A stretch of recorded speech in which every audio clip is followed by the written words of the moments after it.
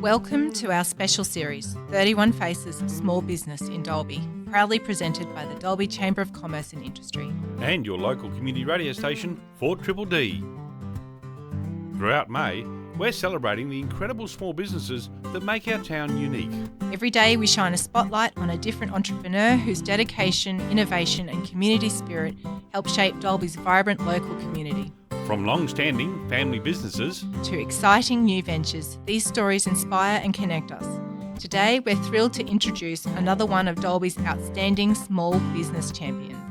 Hi, I'm Anna from the Dalby Chamber of Commerce and Industry. Today, my guest is Mark Kirby, the master craftsman behind Section 8 guitars right here in Dalby. If you can remember the smell of timber shavings in your grandfather's old workshop, the sound of hand tools shaping something beautiful, you already have a feel for what Section 8 guitars is all about. Mark, alongside his late wife Aleta, built Section 8 guitars on that same spirit, handcrafted elegance, country warmth, and a love for true craftsmanship that shines through in every guitar. Mark believes that the depth and richness of a sound from a handcrafted guitar simply can't be matched by mass production, and his customers agree. Beyond custom builds, Section 8 Guitars also offers repairs, a budget-friendly range, and even a good cuppa and yarn about all things guitars. As part of 31 Faces of May, Mark is here to share the story behind Section 8 Guitars, the journey so far, the challenges, the wins, and what's next for this truly local success story. Mark, welcome. It's great to have you here with us today. Thanks for having me. So we might start with a bit of your story. How did you come to set up and run Section 8 Guitars? Well, originally, I was a 15-year-old kid in high school, and I was just starting to get into the music business and was going to be a bass player. And a lot of the musos I was talking to at the time, they all said, I've got to get this 𝐒𝐻𝐿 bass. So I went out trying to find one.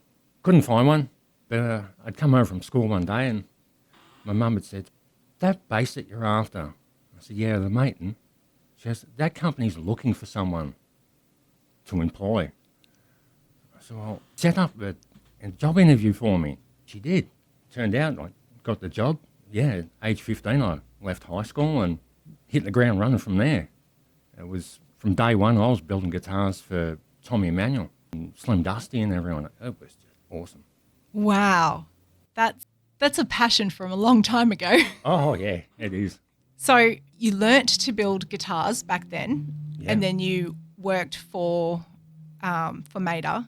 For 𝐒𝐻𝐿, yeah. 𝐒𝐻𝐿. So tell me about guitar. Tell me what parts of the guitar do you build? Like from a novice musician here. Break it down for me. Break it down? Oh, my goodness. I spent the first 8 years of my career building acoustic bodies. Right. So I would steam press the sides, I would form the backs, the tops, I would install all the bracework in it, carve it, shape it, just to get the best acoustic sound possible. And then over time, I learned other parts of the guitar building, from net carving by hand to final setups. Predominantly, it's all acoustics. But, I do some electric work. They're not as much fun. Said by a true craftsman. What is it that you love about guitars?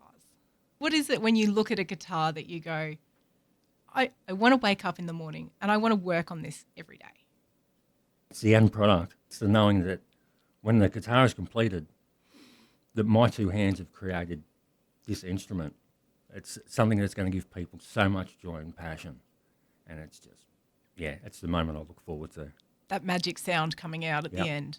Just knowing it, basic hand tools and two hands. You've got some big names in there that you've built guitars for. We do not have the time to name everyone, believe me. Who's been your biggest influence or mentor in your journey so far? I mean, for an influence, musically, would be Ozzy Osbourne's guitarist Randy Rhoads. So that goes back to 1982. Biggest mentor was my wife. She was the one that inspired me to keep going. Yeah. She was the one. She had no idea about a guitar when we first met. So she had ideas that were left of centre. So it was just great to listen to her and to hear her ideas, her thoughts about what would be great with a guitar. Yeah, she was great to work with. And so did that change the style of guitars that you built? Oh, it certainly did. Yeah.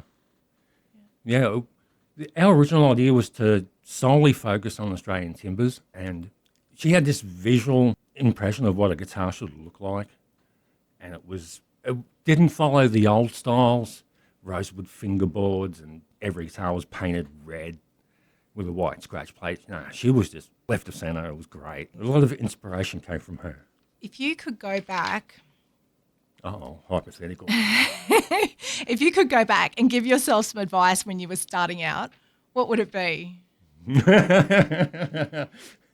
Oh, man. I had an answer for that, but it's not great for radio. Let's have the G-rated version, hey? The best advice would be just to learn as much as I can, as fast as I can. Because there's just, even to this day, I'm still learning, and it's been 36 years. Every day. Yeah, there are things I wish I had learned 30 years ago instead of 20, and I would have been in a different place, just creatively. What's something that people might not know about you? I've been here for 3 years. And I was just out of town, about half hour out of town for about 5. So you're pretty much a local then? Yeah, no. No, if I tell you how long I've been here to become a local, I think the real locals here will say, oh, you've got to be here another 5. What's some of the biggest obstacles that you've faced in your business? Some of the biggest obstacles would be brand awareness, because there's so much now coming in from overseas in China that the market gets flooded with all these different brands now. So it's getting the Section 8 name out there and into the hands of Australian players is probably the biggest obstacle. Yeah, absolutely. But, these things take time, and it's getting there. Yeah. So can you name an artist that's using your guitar at the moment that might be playing with it today on a stage? Under the Section 8 brand? No. No, the days of going for the big name artists are over. I'm getting more. I get more pleasure now out of dealing with just anyone who wants to pick up the guitar. Right. Yeah, it's just so much better personally. Yeah. Somebody who's got a passion that Someone is curious about how it will work. Yeah, someone who's bringing music into their life. That's the person I want to deal with. Yeah. The big name thing, I've been there, I've done that, and yeah, it's time to move on from that. What's some advice you'd give to other people who are in business? If you've got a dream or a passion for your business, go after it. This life is too short. Yeah. So you can't waste any moment. If there's something that you can incorporate into your business to help it move further along, get it done. Now, I see you've brought some CDs in there with some songs. Can you tell me which songs you've picked for us to listen to today? Oh, yeah. I've got Ozzy Osbourne's tribute album here, which is has the song Crazy Train on it, and it's a live version. That's the song that I first heard back in 87, sorry. I was like 14 years old, and we were sitting there and we were watching MTV. Richard Wilkins was the host at the time, and he introduces this Ozzy Osbourne album, and Big Brother and I had been getting into the heavy metal music for a couple of years. And we're sitting there and he goes, oh, this is Crazy Train off the tribute album, because Randy Rhoads had died back in 82, and this album was coming out for her to celebrate his life. And the moment that film clip started, it changed my life. It gave me goosebumps, just the opening chords of the music. And I'm sitting there and it just, goosebumps come up my arm, everywhere, my whole body. And then this flying V comes up on the screen, polka dot flying V, black and white.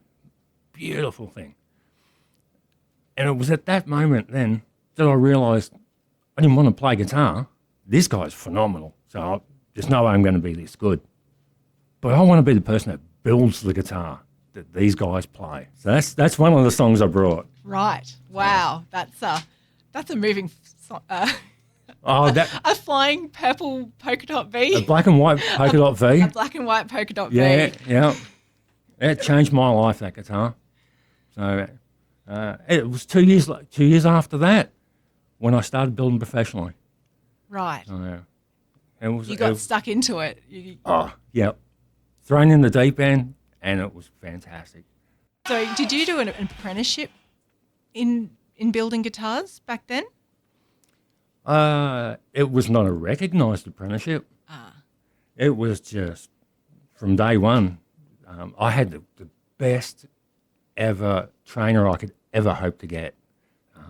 Ron Smiley was his name, and he was old school craftsman. He taught me everything that I know now by hand. So it was before the days of the CNC machines came in. We just did everything by hand, and yeah, Ron was phenomenal. See, there's some good memories there too. Oh, he was like a father and a grandfather to me. Because I was 15, I was living out of home, I was by myself, and I spent 8 hours, 9 hours a day working beside him. And just, yeah. You would have been a real sponge, sucking up all the information that he had to. Oh, yeah. Yeah. Say. Every detail, he knew how to do it by hand.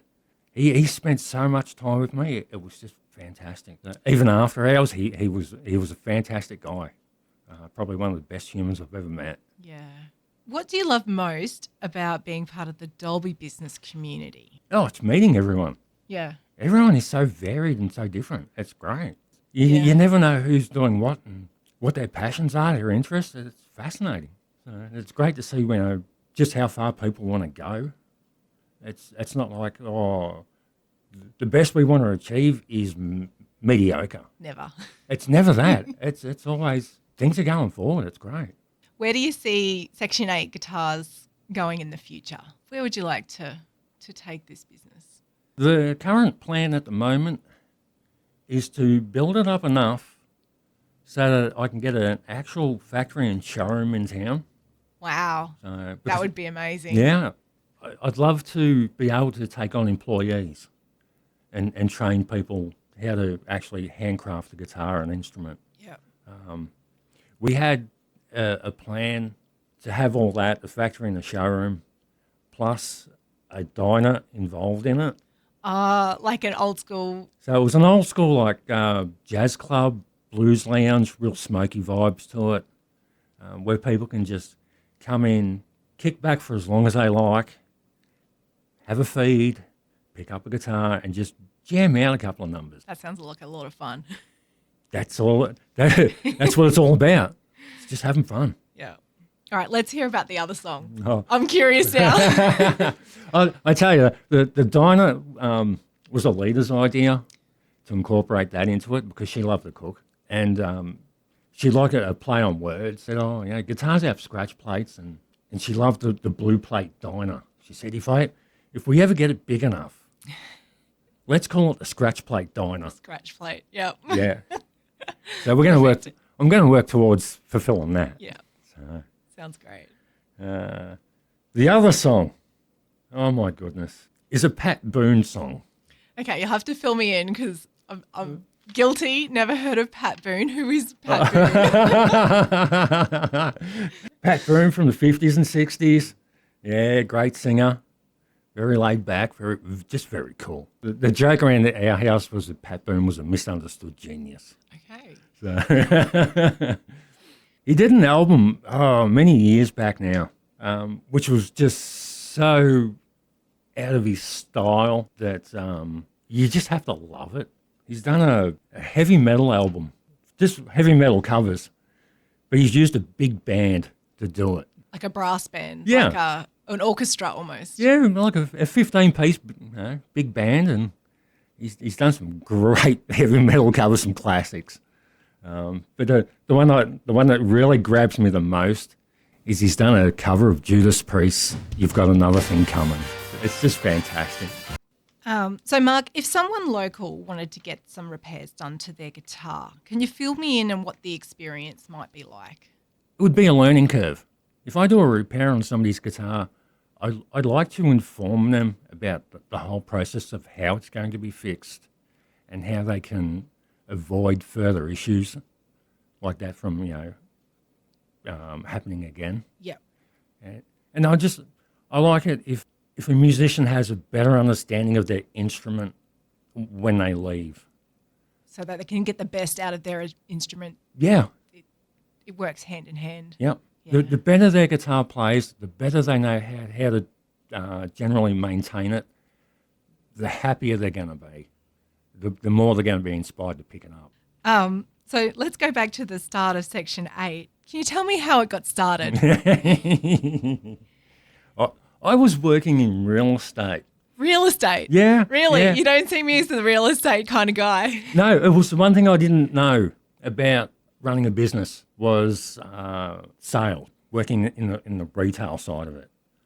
So I'd just moved up to Queensland for about 18 months, 2 years, and later I just started going out. So one day I went into the real estate office to get some work done, and it was the first time Aleta had stayed in the house during the day when I wasn't there.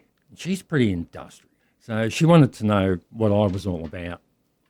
So she went through the house and the garage to find out exactly who I was. And she went through everything. She went through wardrobes, cupboards, hidden spaces, the whole lot. And I came home that night. I walk in the door and she's got this funny look on her face. And I said, "What's going on? What's happened?" She goes, "Why do you have all these guitars and guitar parts hidden throughout the house? They're everywhere. They're even in the garage." I said, "Oh, I used to do that back in Victoria, so I still tinker every now and again." She went, "Well, that's it. You're not doing real estate anymore. You're going to be doing this full time." I said, "You kidding me?" She goes, "No, this is it. From day one, you're building guitars now." And we sat down and we talked for hours till like 3 a.m, coming up with the business name, the ideas, everything. It was a great time. You had no choice. I had no choice. She saw me airbrush a painting in about 30 minutes, not long after that. And she said, "That's going to be a part of the business. You're going to do painting, custom finishes and everything." What are you doing to me? They're certainly going to be iconic guitars. Oh, yeah. She said, "No, you're too talented to be wasted in real estate. That's your passion. That's your interest. It's time to hit it out of the ballpark." And I live by it now. Every day. Every day. So if someone wants to come and chat rock and roll, where can they find you? They can find me at 84 Arthur Street. So you work from home? I work from home. I've got a nice little workshop set up there, and it's great. So there's always something happening down there. On the rock and roll scene in Dalby. I tell you, the music scene in Dalby is pretty good. I love it. There's so many people here who have a guitar and love playing it. Right. So Good. it's great. There's you have the open mics sessions at the Windsor and things, the Country Music Club. They have a fantastic turnout. They crack me up. They really do. So I sort of love sitting there, old heavy metal me, sitting there and listening to country music. It's a buzz. Look, Mark, it has been such a pleasure having you in the studio with us today. I thoroughly enjoyed learning about Section 8 guitars and everything that your past and future is. Thank you so much for joining us today. Oh, thanks for having me. There's no such thing as a short guitar conversation with me, so this has been fun. That's true, very true. I'm very much looking forward to listening to some Pat Boone. Oh, excellent.